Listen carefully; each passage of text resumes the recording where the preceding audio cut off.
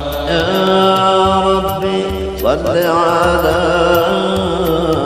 محمد وافتح من الخير قلنا ولا.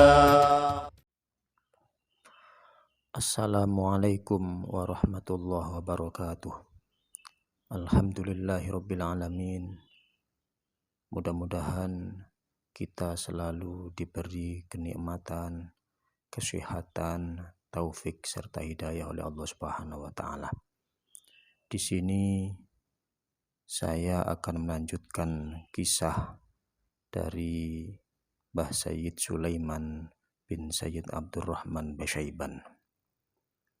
Kabar kekeramatan Sayyid Sulaiman di Pasuruan terdengar sampai ke Keraton Solo atau Mataram, hingga mengundang rasa iri seorang sultan dari Mataram.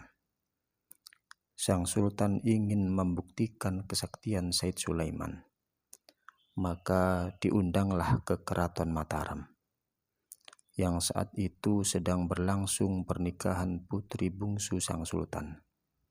Untuk memeriahkan pesta pernikahan putri bungsunya, Sultan meminta Sayyid Sulaiman memperagakan pertunjukan yang tak pernah diperagakan oleh siapapun. Mendengar permintaan sang sultan, Sayyid Sulaiman meminta pada sultan untuk meletakkan bambu di atas meja, sembari berpesan untuk ditunggu. Sayyid Sulaiman lalu pergi ke arah timur. Masyarakat sekitar keraton menunggu kedatangan Sayyid Sulaiman sedemikian lama. Namun Sayyid Sulaiman belum juga datang. Sultan Mataram hilang kesabarannya. Ia marah, lalu membanting bambu di atas meja hingga hancur berkeping-keping.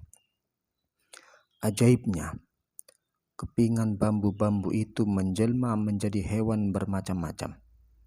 Sultan tersentak kaget melihat keajaiban ini. Barulah ia mengakui kesaktian Sayyid Sulaiman. Sultan Mataram kemudian menitahkan beberapa prajuritnya untuk mencari Sayyid Sulaiman.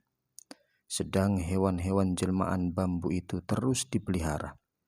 Hewan-hewan itu ditampung dalam sebuah kebun binatang yang kemudian diberi nama Sri Wedari. Artinya Sri adalah tempat, sedangkan Wedari adalah wedar sabdani Sayyid Sulaiman. Kebun binatang itu tetap terpelihara. Tak lama berselang, Sri Wedari menjadi sebuah taman dan objek wisata terkenal peninggalan Mataram. Sampai tahun 1978, Sri Wedari masih tetap menjadi kebun binatang. Baru pada tahun 1978, binatang-binatang di Sri Wedari dipindah ke kebun binatang Satwa Taru. Cerita Sayyid Sulaiman yang lain, karomah yang lain, yaitu suatu saat Sultan Mataram menitahkan Adipati Pasuruan untuk mengajak Sayyid Sulaiman memenuhi panggilan sultan. Dan Mbah Sayyid Sulaiman pun mengabulkannya bersama 3 orang santri, yaitu yang pertama Mbah Jailani dari Tulangan Sidoarjo, dan Sayyid Ahmad Surahim bin Untung Suropati, dan Sayyid Hazam putranya sendiri. Beliau berangkat ke Solo.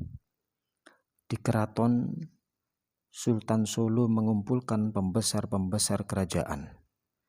Ia menyiapkan jamuan yang betul-betul mewah.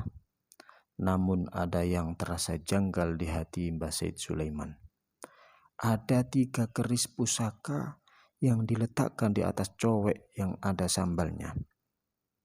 Karena heran melihat keris di hadapannya itu, beliau berbisik kepada para santrinya, "Nak, kamu lupa tidak memakan sayur kacang ini.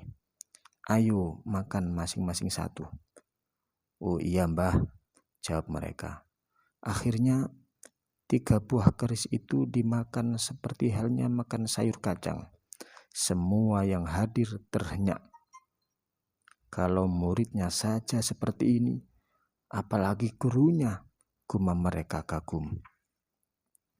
Setelah acara makan-makan selesai, Sultan Mataram Solo berembuk dengan pembesar-pembesarnya akan mengangkat Mbah Said Sulaiman menjadi hakim. Namun beliau menolak permintaan Sultan. Beliau masih akan meminta pertimbangan, meminta restu kepada istri dan masyarakatnya di Pasuruan. Kontan saja mereka tidak menyetujuinya. Mereka tidak mau kehilangan tokoh yang diseganinya itu, yaitu Mbah Said Sulaiman bin Said Abdurrahman Basyaiban. Wallahu a'lam bishawab. Mudah-mudahan bermanfaat. Mohon maaf atas segala kekurangan. Wassalamualaikum warahmatullahi wabarakatuh.